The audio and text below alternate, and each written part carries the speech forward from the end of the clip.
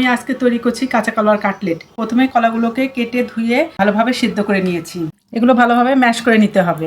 এর মধ্যে দিয়ে দিচ্ছি স্বাদমতো নুন, হলুদ গুঁড়ো, শুকনো লঙ্কা বাটা, ভাজা জিরের গুঁড়ো, ধনেপাতা বাটা, গরম মশলা গুঁড়ো, সামান্য পরিমাণ টক দই।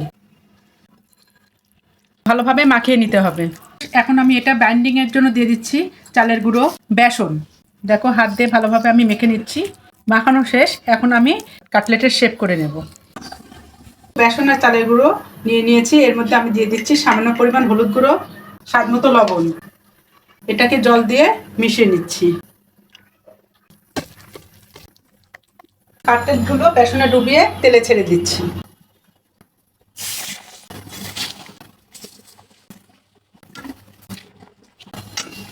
ভাজা শেষ। এখন আমি তুলে নিচ্ছি। আমরা ইফতারের সময় এটা খেতে পারি।